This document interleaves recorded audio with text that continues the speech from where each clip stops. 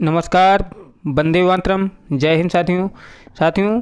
यदि आप बिहार शिक्षक भर्ती की तैयारी कर रहे हो तो फ्रेंड्स, हिस्ट्री से आने वाले क्वेश्चंस मैं टॉपिक वाइज कराने जा रहा हूँ। फ्रेंड्स, इस वीडियो के माध्यम से मैं आप लोगों को वैदिक सभ्यता से जो भी महत्वपूर्ण क्वेश्चंस प्रीवियस एग्जाम में पूछे गए हैं वो सभी क्वेश्चंस मैं इस वीडियो के माध्यम से आप लोग कराने जा रहा हूँ। आप लोग लास्ट तक सभी क्वेश्चंस देखिए। तो देरी ना करते हुए शुरू करते हैं, जिसमें पहला क्वेश्चन दिया है कि आर्यन जनजातियों की प्राचीनतम बस्ती कहाँ है।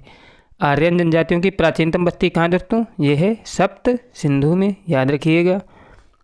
इसके बाद अगला क्वेश्चन है कि आयुर्वेद के वैद्य चिकित्सा का भगवान किसे मानते हैं।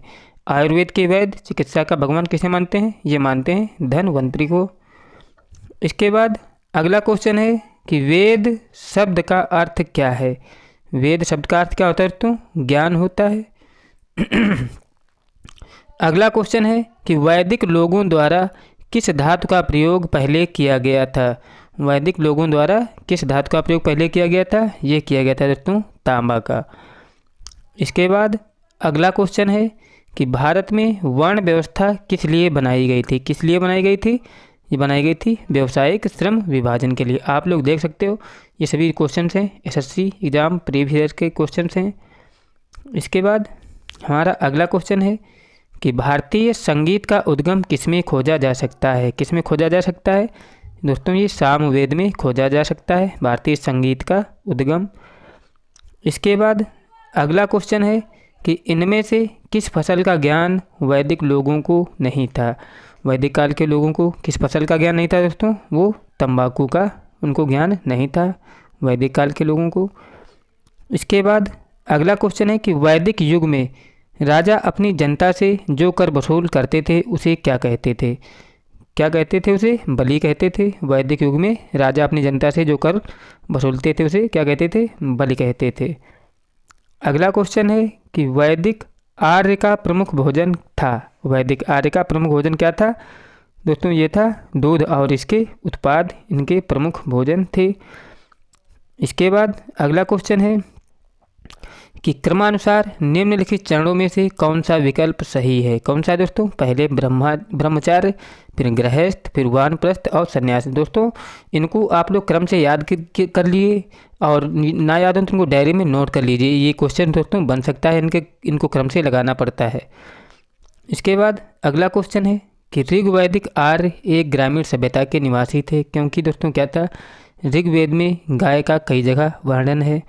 बहुत सारे युद्ध गाय के लिए लड़े गए। और अगला है कि पुरोहित को उपहार स्वरूप में गाय दी जाती थी, इसलिए दोस्तों क्या थी? एक ग्रामीण बस्ती थी। उपरोक्त सभी विकल्प सही हैं। अगला क्वेश्चन है कि आर्य अनार्य के साथ अपने संघर्ष में सफल रहे, क्योंकि क्या रीजन था दोस्तों? आर्य अनार्यों के साथ संघर्ष में सफल क्यों रहे थे? क्योंकि दोस्तों उन्होंने घोड़ों द्वारा चलाए जा रहे रथों का प्रयोग किया था और इसीलिए वो सफल हुए थे। अगला क्वेश्चन है कि निम्न में से योग के प्रणेता कौन थे? कौन थे? पतंजलि थे योग के प्रणेता। और अगला क्वेश्चन है कि निम्न में से कौन चिकित्सक नहीं थे? कौन थे? सुश्रुत, चरक और धन्वंतरि थे, लेकिन जो चारवाक थे दोस्तों ये चिकित्सक नहीं थे, याद रखिएगा। अगला क्वेश्चन है कि संस्कृत भाषा का पहला व्याकरणकर्ता कौन था? कौन था?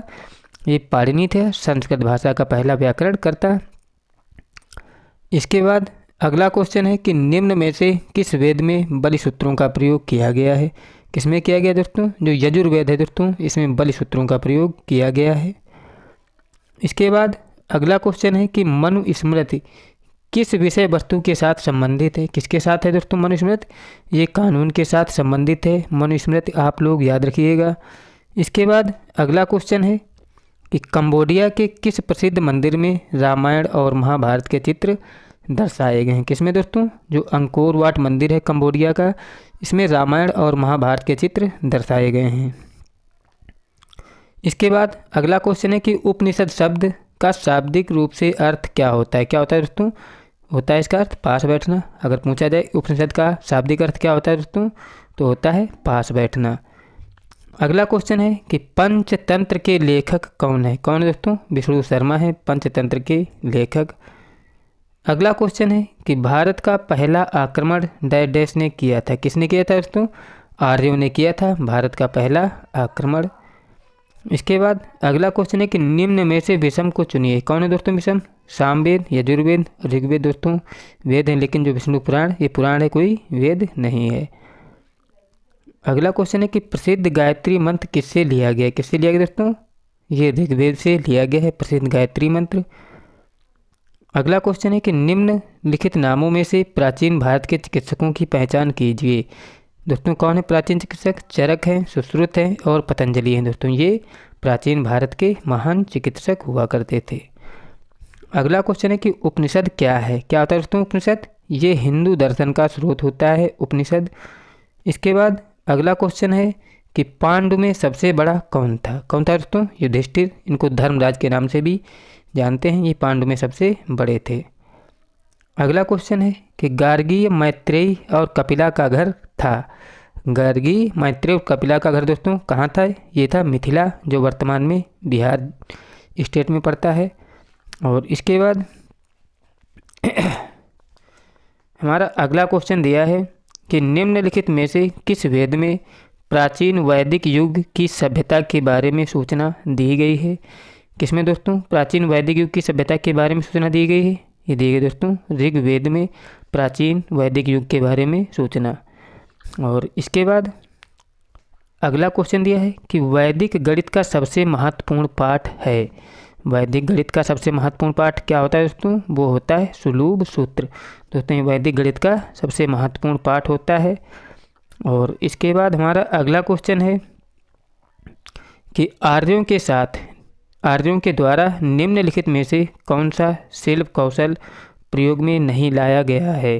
कौन सा दोस्तों? मिट्टी के बर्तन, आभूषण और बढ़ईगिरी तो लाए गए हैं, लेकिन जो लुहार है दोस्तों ये शिल्प कौशल में नहीं लाया गया था।